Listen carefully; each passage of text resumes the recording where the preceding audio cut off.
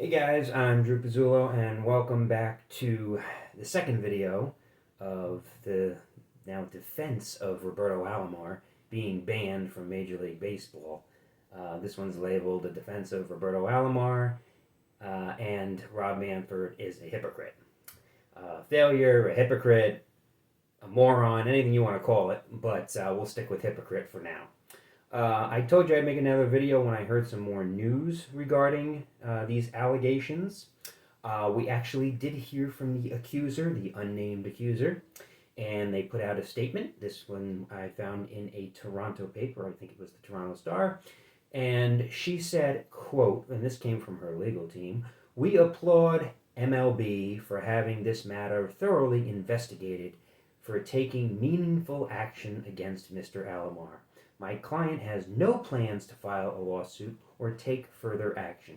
She has not exposed Mr. Alomar's behavior for notoriety or for money and looks forward to moving on with her life.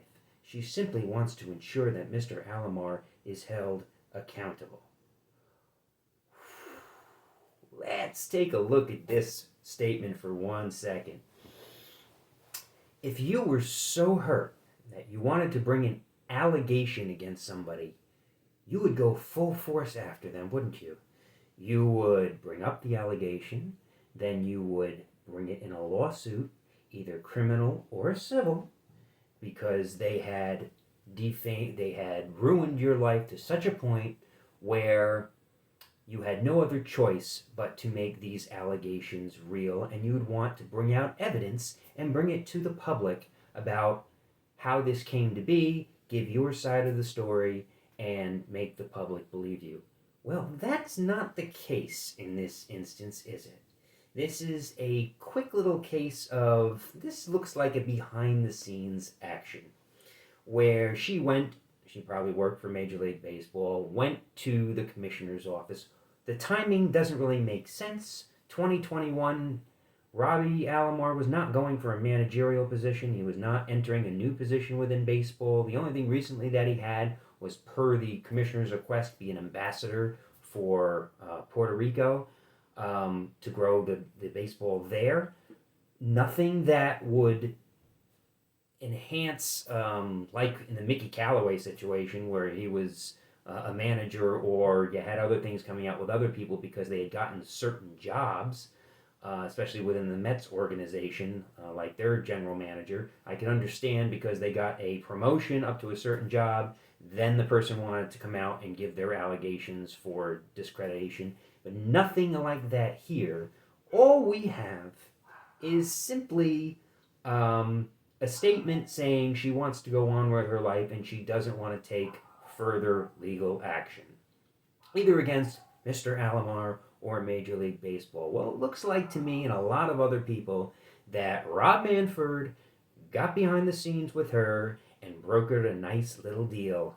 And what they basically probably said was, hey, if you bring up these allegations, I'll make Robbie Alomar the fall guy, and in exchange, we'll ban him from baseball and you won't sue us, and we won't get into further legal action because we don't need another problem on our hands like we had with the fallout from his wonderful decision, Rob Manfred's decision, to move the All-Star game from Georgia to Colorado because of voting rights, a voting rights bill that was passed, which, if Rob Manfred really did his homework and he looked at the voting rights of Colorado, they're actually very similar to the ones in Georgia because everybody wants safe, legal votes. But that's another story, but that's just another example of his latest lame hypocrisy. But back to the Alomar case. So based on that little nugget of information, we can deduce a lot of things. And the first is which, hey, this was brokered behind the scenes. That's why the investigation only took 2 weeks, even though this allegation happened 7 years ago, 3 years after he had entered the Hall of Fame, and 7 years after he had been done playing. So this is really odd in a lot of different scenarios. Who knows how credible this allegation or this investigation is going to be. We'll never know because the facts apparently are sealed and they don't want them coming out. So that is another problem. Well, there's several different problems with this quote unquote investigation. But if you want to play it fair and you want to play a defense for Roberto Alomar, then you would basically say that, okay, well, if this allegation is true, you would say, okay, Rob Manfred does, because he is the commissioner of baseball, have the authority to fire Roberto Alomar from his current position of special counsel or special assistant, whatever his current job was with the Blue Jays or Major League Baseball. That would be correct. Like you would in any other job. If there is a action against somebody for their misconduct, sexual misconduct, they would be fired. He does have a legal right to do that. Where he takes it into a whole new level is when he bans Roberto Alomar from baseball, like Pete Rose. Okay, this is where it goes into a whole new level, and it's an unprecedented level.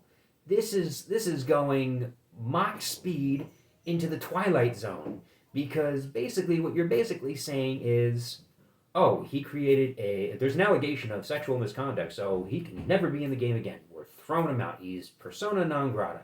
And it looks like that was part of the brokered deal. Because I can give you several cases, and I think I will right now, of different players who are currently playing, either past players who have played before, or current players who are currently playing that have had sexual allegations against them and have not gotten kicked out of baseball, are actually still playing it today. Let's start. On September 19, 2019, Domingo Germán, a pitcher for the New York Yankees, which everybody pretty much well knows. This was a very glorified case. Over the past couple years, he was placed on administrative leave by Major League Baseball, pending an investigation of suspected domestic violence. On September 25th, it was confirmed that he would not be eligible to participate in any baseball action for the remainder of 2019, including the postseason. On January 2nd, 2020, Germán was suspended for the first 63 games of 2020, making his punishment a total of 81 games, including time served in 2019, due to the violation of the league's personal conduct policy, the harshest suspension levied to a player on domestic violence allegations, but not formally charged. Neither was Roberto Alomar, and he was eligible to return in 2020. Oh, and guess what? Due to an injury, he didn't return, but now it's 2021, and he is back. Oh, and he's back, and he's throwing better than ever. But I don't see him banned from baseball like I do Roberto Alomar. Same allegations, right? If not even worse. Want to go worse? Let's go there. How about Aroldis Chapman, another Yankee player? I'm noticing a trend here. On December 7th, 2015, news broke that Aroldis Chapman involved in a alleged domestic violence incident with his girlfriend. Now we have details on this sucker. In Davie, Florida, at his home. A pending trade with the Los Angeles Dodgers was put on hold because of this announcement. The incident said he was accused of pushing his girlfriend, putting his hands around her neck, and choking her. He subsequently fired 8 gunshots. No charges were filed by the police due to the inconsistency of the reports and sufficient evidence that his attorney issued in a statement denying the claims. Well, we now have some information regarding Aroldis Chapman and the things that he supposedly did or allegedly did. I don't see those allegations costing him a lifetime suspension in baseball. Do you? I don't know. Does this sound like a little hypocrisy here? I don't know, Rob Manfred. You're doing pretty good here, because last time I checked 3 days ago, he was closing for the New York Yankees. He's been playing all year. He's doing quite well. I don't see him banned, do you? I think he's eligible for the Hall of Fame. I don't see him sitting next to Roberto Alomar and Pete Rose. Nope. He's doing just fine with his teammate Domingo Germán for the New York Yankees. But there have been other ones, too. All it takes is a thing called the internet. You can look up this stuff. I mean, it's not hard to find all the domestic allegations where people were suspended for. Let's go all the way back to 1997 when Will Cordero was suspended for 8 games due to it. Jose Reyes, 51 games in 2016. Hector Oliveira, 82 games in 2016. Jeurys Familia, 15 games in 2017. Want to keep going? Sure, let's go. Stephen Wright of the Boston Red Sox, 15 games in 2018. Jose Torres of the Padres, 100 games, 2018. Roberto Osuna, that was a pretty one for my Blue Jays as well. They traded him because of it. Allegations, again, never proven. That was 75 games in 2018. Addison Russell, 2018, 40 games. How about Odubel Herrera in 2019 for the remainder of the season, which was 85 games. Can I go on? Yes, I can. Julio Urias, 20 games in 2019. We already said Domingo Germán. And finally, Sam Dyson. Okay, 162 games, which is a whole entire baseball season on March 5th, 2021. But here's the kicker. Roberto Alomar was banned from baseball. None of these guys that I had just mentioned were. They're still either playing, have played, retired, or are still in baseball in general. We're not even mentioning the ongoing investigation of Mickey Callaway and how many times he's cheated on my wife, and he's cheated on his wife, and he's already admitted to that many, many, many times. So we're going to see what baseball does with that investigation. But if Rob Manfred was consistent, then there'd be a whole long list of different people that would be on this wonderful list with Pete Rose and Roberto Alomar. But he's not consistent. He's a hypocrite of the worst kind. It's called a woke hypocrite. And all he wants to do is cater to that side that is going to make the most noise. Well, you know what? Fans of Roberto Alomar and fans of any other player who gets suspended unlawfully for life from baseball should speak up. And I'm one of them that's speaking up. Because it's no different than what the All-Star game was getting moved from Atlanta to Colorado for. It's woke culture bullshit. And to Mike Wilner, okay, who I've listened to for years, based on what he recently said in an article in one of the Toronto papers, he was saying there will be those who scream, cancel culture, or what about innocent until proven guilty, or how can you ruin someone's life over an allegation? That's what we're saying. He responded to that. Those screams are coming from people who are willfully ignoring the facts. Ignoring the facts? I just listed for you facts. What facts is there in the Roberto Alomar investigation? They won't tell you details. They won't tell you the name of the person who is accusing him. They won't tell you anything about the case. And all they want to tell you is the verdict from the case. There are no facts at all, Wilner. Nothing. Okay, he got railroaded because they wanted somebody high profile to railroad to satisfy somebody for a lawsuit. That's all that happened here. I'm tired of this bullshit with everybody else saying to me, oh, well, this is just another case of baseball, taking a good action my butt. This is absolutely ridiculous. All you have here is an allegation and a 2-week investigation from a 7-year-old trial that is coming up for something because it looks like somebody had a backdoor deal with Manfred because they worked with baseball too, and either somebody wanted a payout or they just wanted to railroad Alomar for a personal reason. And now his life is ruined because all of a sudden his image is tarnished and he's now got to go on the defense for the rest of his life to prove that this wasn't true or view his side of the story. I'm sorry. This is crap.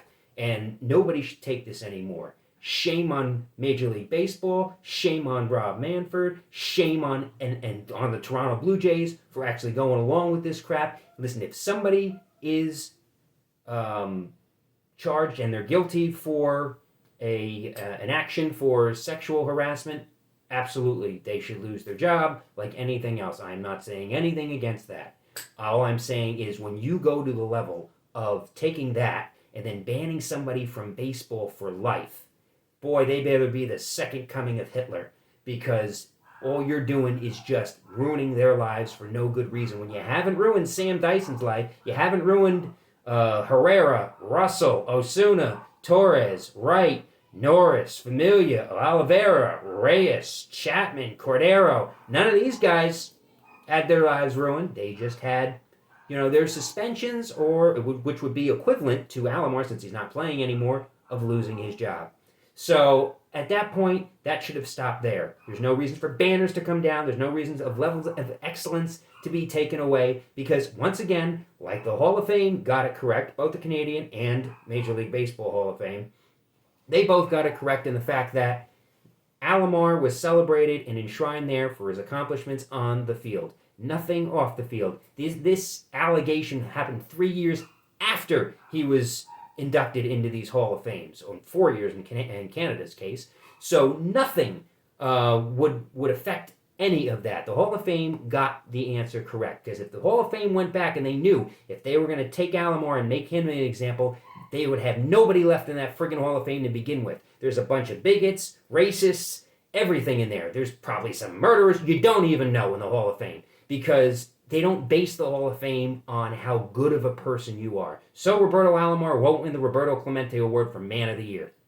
That means nothing. All it means is the fact that he deserves to be in the Hall of Fame, he deserves to be in the level of excellence, he deserves to have his banner up in the rafters, because that's how great of a player he was. Not to mention how good that he's been to me and thousands of other fans that have supported him through the years. I am tired of this. This, I'm sure, is going to be an ongoing thing, and I hope this discussion does not die, because we don't need more of this in the cancel culture world that we live in today. It's all bullshit to begin with, and the pendulum has to start swinging back the other way, or we're never, ever going to make a step towards progressing humanity in the future. The defense rests.